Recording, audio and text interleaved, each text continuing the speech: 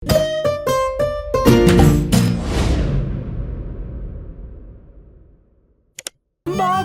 in Pika, dobra sta prijatelja. Gašper drsa. Nekega zimskega dne sta se Bibi in Pika sprehajala ob obali jezera. Voda jezera je že globoko poledenela. Pridi, Pika, zadrsajva malo na ledu, je predlagal mali polž. Pika Polonica se je veselo strinjala. Bibi in Pika sta previdno stopila na led. Se prijela in drsala sem ter tja, zelo sta uživala. Kmalu sta se navadila drsati. Pika je skočila in daleč zdrsnila po ledu, Bibi pa je drsel za njo. Včasih sta padla in se veliko smejala, nato pa vstala in spet nadaljevala. Prišel je Gašper Hrošč Rogač. Gašper, poskusi tudi ti, pridi z nama drsati, je vabil prijatelja Bibi. Gašper se je malo bal, vendar je iz radovednosti stopil na led. Je takoj zakričal, saj mu je zdrsnilo in je padel. Bibi in Pika sta takoj pritekla k prijatelju. Pridi, Gašper, ti bova midva pomagala. Bibi in Pika sta prijela Gašperja in previdno drsala po ledu. Zdaj pa te pustiva in poskusi sam, je vzkliknila Pika. Polžek in Pika Polonica sta spustila Gašperja. Bolj počasi, Gašper, je kričala Pika. Gašper se je poskusil ustaviti, vendar so mu noge zdrsnile na ledu in treščil je naravnost v bodičasto grmovje. Na pomoč! Joj, povsod so me zbodle iglice, poškodovali so se moji rogovi. Zelo boli! Pika je že pritekla, da bi pogledala njegove rogove. Ne bodi žalosten, je rekla Pika in obvezala Gašperjeve poškodovane rogove s pikčastim šalom. V tistem hipu je zadrsala iz grmovja prelepa hroščica. Tako lahkotno je drsala po ledu kot brez teže. Wow, kdo pa si ti? Je vprašala Pika. Sem Mija, snežni hrošč. Živjo, Mija, to je Pika Polonica Pika, on je Gašper Hrošč Rogač, jaz sem pa polž Bibi. Se je vljudno predstavil Bibi. Kako si se naučila drsati tako hitro po ledu? Je vprašal Gašper. S drsalkami, je odgovorila snežna hroščica. To so takšni čeveljčki, s katerimi se lahko drsa na ledu. Se morajo pritrditi na škornje. To je ostrina drsalke, to drsi po ledu. Si jih sama naredila? Je iz radovednosti vprašal Bibi. Ja, sama sem jih naredila, res ni težko. Če želite, jih lahko naredim tudi vam. Hurra, hurra! So naenkrat vzkliknili vsi trije. Bibi, Pika, Gašper in Mija so skupaj odšli do gozda. Mija je dobro pregledala veje, ki so ležale po tleh, in končno eno lepo in veliko izbrala. Nato so začeli delati. So žagali, brusili, dolgli, rezali, zvijali. Vsakdo se je lotil svojega dela. Končano je zadovoljno poročala Mija. Na mizi so čakali trije novi pari drsalk. Bibi in Piko je bilo malo strah nadeti drsalne plošče. Seveda pa je najbolj skrbelo Gašperja. Bibi in Pika sta se drže začela drsati po ledu, Mija pa je pomagala Gašperju. Glej, z drsalkami je veliko laže drsati na ledu kot škornji, se je smejal Gašper. Mija je dolgo časa držala roko Gašperju. Kar naenkrat pa jo je spustila in Hrošč Rogač je sam drsal naprej po ledu. Gašper se je kmalu naučil zavijati, zagnati in seveda tudi ustaviti. Uspelo je, znam drsati, je ob koncu dneva veselo vzklikal Gašper.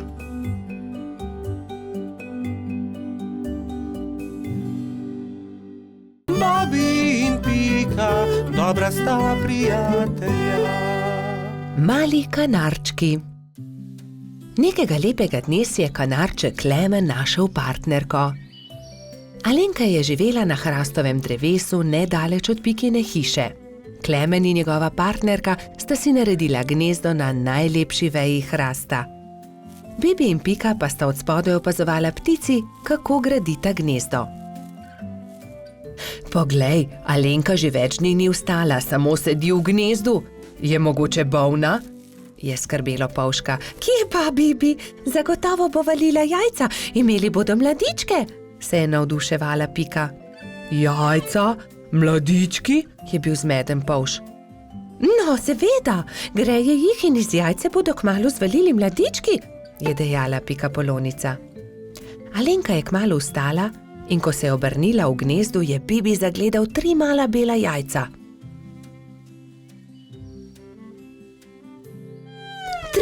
Trije mladički bodo, je veselo stekel k Piki.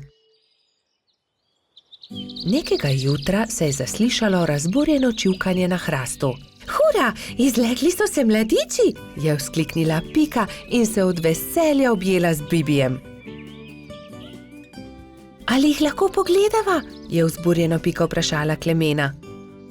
Seveda, ampak bodita previdna, ker so še zelo majhni in nemočni, je rekel ponosni oče. Klemen je odnesel na hrbtu Bibija in Piko in ju izkrcal poleg gnezda. Kako so lepi, je veselo rekla Pika. Polž in Pika Polonica sta nežno pobožala mlade kanarčke. Mali ptički so hitro rasli, kmalu so se začeli učiti letenja. Alenka jih je pridno učila in vsak dan so bili bolj napredovali. Gremo po hrano, bodite previdni, je rekel Klemen. Da ne bi slučajno sami izleteli iz gnezda. Majhni ste še, zato lahko letite samo v najinem spremstvu, je dodala Alenka. Ampak najmlajši mladiček se ni držal dogovora. Daj no, ja že dobro letim, bom poskusil sam, je rekel in vzletel. Ne smeš, sta čivkala druga dva, vendar ga nista uspela zadržati. Ko sta se vrnila starša, sta 2 mladička nervozno postopala v gnezdu. Odletel je najin bratec, sta jokala oba. Joj, pa tako majhen je še, le kaj se je zgodilo z njim, je prestrašeno kričala Alenka. Kričanje sta zaslišala tudi Bibi in Pika. Takoj sta odhitela iskat potepinskega mladička. Iskali so ga povsod, iskali so ga v hribih, na planinah, ob jezeru, v gozdu, na travnikih, ampak nikjer ga niso našli. Počasi se je stemnilo. Kako naj ga iščemo v tej temi? Je vprašala Alenka in začela grenko jokati. V tistem hipu se je prižgala posebna luč na nebu. Cela gruča kresničke prihitela kanarčkom na pomoč. Mi bomo svetili, zagotovo ga bomo našli, so dejali soglasno.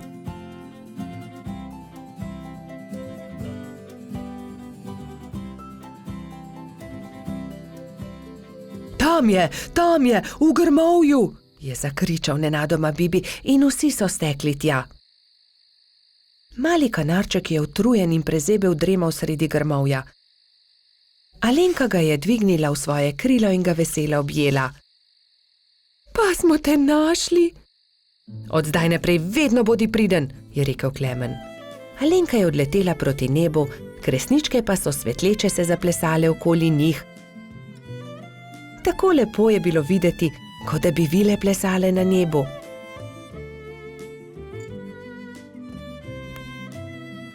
Družina kanarčkov pa je kmalu legla k počitku. Alenka je pod svojimi krili grela mladičke. Lahko noč, ptički, je veselo šepetala Alenka. Bobi in Pika, dobra sta prijatelja. Kamni. Nekega poletnega popoldneva se je Pika odločila speči jagodno pito. Prosila je rogača Gašperja in trota Baltazarja, naj ji iz gozda prineseta sveže jagode. Fanta sta se odpravila.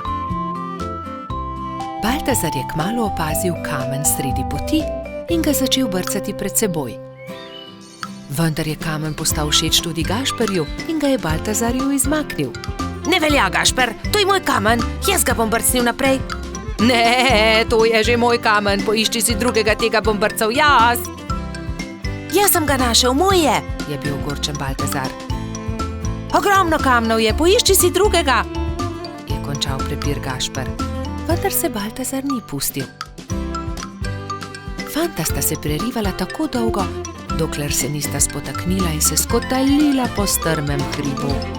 Zvrnila sta se naravnost v potok, ki je žuboril ob vznožju hriba. Ob hrupu je iz svoje hiše na obrežju potoka pogledal škržat Alfons. Joj, kaj se je zgodilo? Je vprašal prestrašeno. Gašper je kriv, vzel mi je kamen. Kaj pa je to tvoj kamen? Od tistega je, ki je spretnejši. Dovolj je vsekal vmes Alfons. Najprej pridite v hišo, posušite se, nato mi lahko povesta, zakaj sta se tako močno sprla. Še vedno jezna fanta sta stopila v škržatovo hišo. Mokra oblačila sta postavila na sonce in zavita v brisačo čakala, da se posušijo. Medtem je Alfons dal na mizo limonado in piškote. Sončni žarki so hitro posušili oblačila. Gašper in Baltazar sta jedla piškote in si segala v besedo med pripovedovanjem Alfonzu o tem, kako sta se skotalila po hribu. Jaz imam celo zbirko tega. Zbirko kamnov, pokaži nama, je zavpil Baltazar. Seveda, vstopita, je ponosno dejal Alfons in dal na mizo veliko škatlo. Kje si nabral te lepe kamne?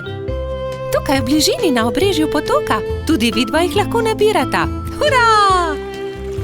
Nabrala sta polno košaro kamnov. Dolgo sta izbirala, zbirala in začelo se je temniti. Rogač in Trud sta se poslovila od škržata in se odpravila navzgor po hribu. Kmalu sta šla mimo Pikine hiše. Pikapolonica je jezno zavpila skozi okno svoje pikčaste hiše. Kje pa so jagode? Joj, jagode, pozabila sva na jagode. Poglej, Pika, kako lepe kamne sva nabrala z Alfonzom. Kaj naj naredim z njimi? Naj spečem pito iz kamnov? Prosila sem za jagode. Pozabila sva jih, je priznal Gašper in Pikapolonici povedal celotno zgodbo. Potem pa naj vsaj pogledam te lepe kamne, če že nista prinesla jagod.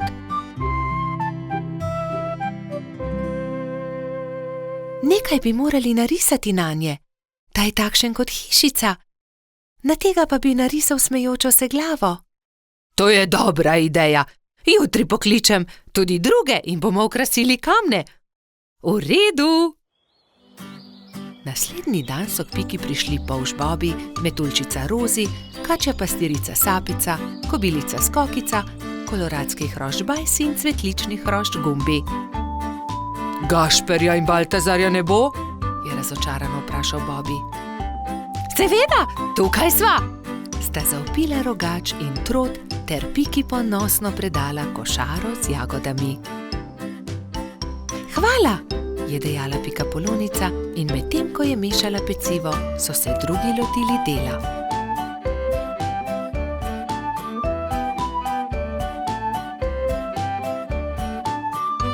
Ko so končali, so povabili Alfonza, naj pogleda razstavo.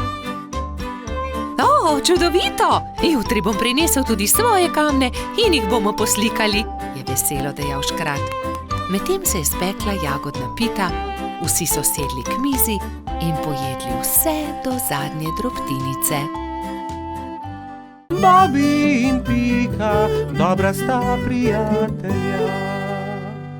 Cmoki. Nekega jesenskega dne je Pikapolonica Pika skuhala slivove cmoke in povabila prijatelje na kosilo. Prišli so Bobi, Baltazar, Gašper in Rozi. Skupaj so pogrnili mizo in se usedli. Pikapolonica je dala po 3 cmoke na vsak krožnik, Bobi, Pika in Rozi so bili kmalu siti. Slivovi cmoki, obožujem jih, 5 jih lahko pojem, je dejal Trud Baltazar. Samo 5, jaz jih lahko 7, je dejal Gašper. 7, dobro, potem jaz 8. Jaz pa 10, je izjavil Rogač. Dobro, tekmujva, je končal prepir Baltazar. Naj vidimo, kateri izmed naju lahko poje več. Piki zadeva ni bila všeč. Poskušala jo je pregovoriti, vendar sta bila fanta nepopustljiva. To se ne bo dobro končalo, ju je opozorila, vendar je Baltazar in Gašper nista poslušala. Doslej sva pojedla 3 cmoke, zdaj naj pride 4. Je predlagal Gašper in dal novi cmok na vsak krožnik. Zatem sta vzela novega in pojedla tudi 5. Po 5. sta pojedla 6. Po 6. sta pojedla 7. Po 7. sta pojedla 8. in po njem 9. Zdaj pride 10, še zmoreš? Je vprašal Baltazar. Seveda, lahko pojem 2-krat toliko, je rahlo zamahnil Gašper. Ko sta pojedla zelo veliko cmokov, je oba začel boleti želodec. In bolel je čedalje bolj in bolj. Tečem po doktorja Sovo, je dejala metuljčica Rozi. Doktor Sova jo je pregledal in začel jezno govoriti. No, kdo je že videl kaj takega? Seveda vaju boli želodec. Oba sta pojedla po 15 cmokov. Pa še to, da se je tekmovanje končalo neodločeno. 3 dni bosta na dieti, ne smeta jesti nič drugega kot le kuhan krompir. Ampak ravno jutri bo prišel v naš gost prodajalec rogljičev, se je oglasil razdvojeni Gašper. Zelo mi je žal, ampak se jim bosta odrekla. Čez 3 dni pridita k meni, da vama bom spet pogledal želodec, je strogo dejal doktor Sova in odšel domov. Naslednji dan je na velik travnik prispel prodajalec dišečih rogljičev. Prebivalci gozda so srečno jedli in izbirali med veliko dobrotami. Cimetovega, prosim, je dejala Pika. Jaz bi kokosovega, se je prerival Bobby. Meni dajte sladkornega, je zopila Rozi. Imeli pa so tudi orehove, makove, celo kakavove. Baltazar in Gašper sta žalostno gledala veseli sejem, a sta ubogala doktorja Sovo. Ko so minili 3 dnevi, sta šla Troti in Rogač k zdravniku. No, poglejmo, je zamrmral doktor Sova in ju temeljito pregledal. V redu, ozdravela sta. Vidim, da sta me ubogala. Ja, seveda, je Gašper pokimal z nosom. Čeprav bi si močno želel jesti rogljiče.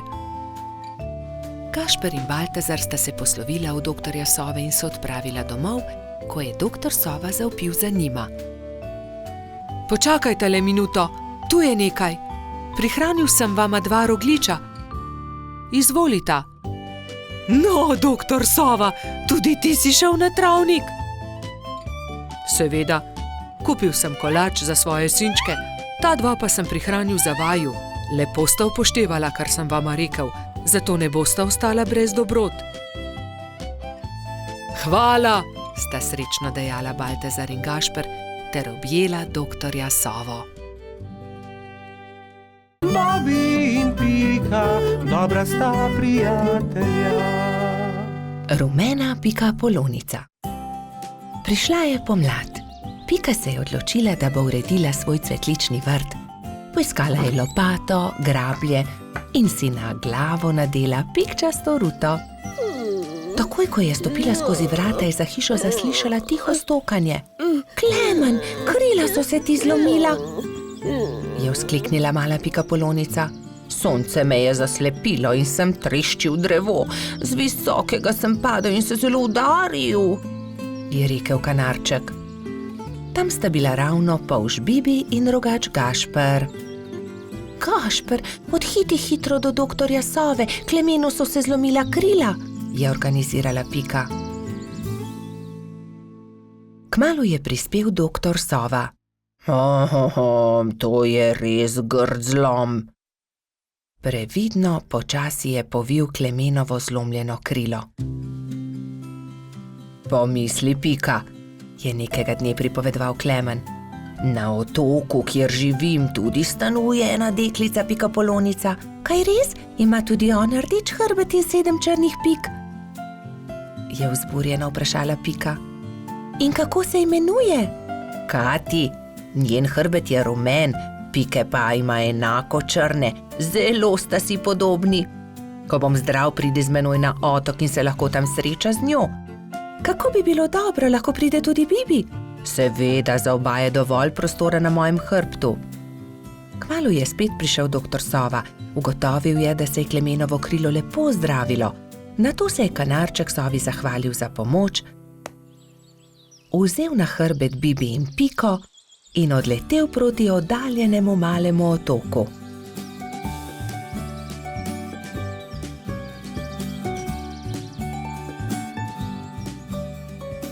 Kmalu se je prikazalo veliko jezero in v sredini majhen otoček. Vidite, letimo na ta otok, tam na vrhu najvišjega drevesa je moje gnezdo. Primite se močno, pristajamo. Klemen je previdno pristal, Bibi in Pika pa sta skočila z njegovega hrbta. Takrat so zaslišali glasno smejanje. Ne morete me ujeti, je žuželka v oranžni obleki zakričala majhni bolhi, ki je tekla po njenih stopinjah. Pazi, je vzkliknila Pika, žuželka pa je priletela naravnost vanjo. Oprosti mi, nisem te hotela zbiti, moje ime je Kati, kdo pa ste vi? Wow, ti si Kati, ravno tebe smo iskali. Jaz sem Pika in oddaleč sem prišla, da bi srečala sorodnico Pikapolonico. Sorodnica Pikapolonica, se je začudila Kati. Ja, poglej, moj hrbet je pikčast kot tvoj, le druge barve je. Wow, se je navdušila rumena Pikapolonica. Pridite, pokazala vam bom hiško, je rekla Kati. Takoj, ko sta zagledala Katino hišo, sta se Bibi in Pika začela zelo smejati.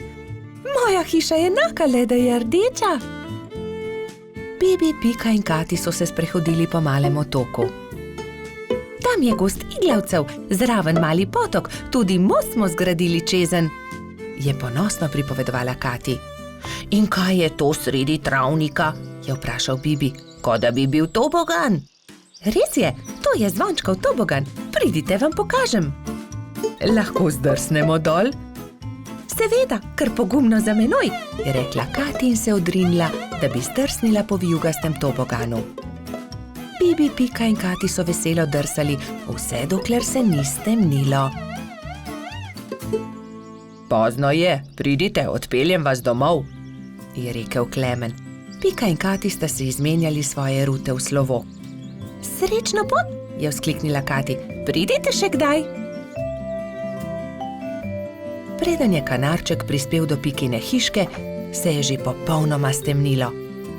Na nebu so se bleščali luna in zvezde.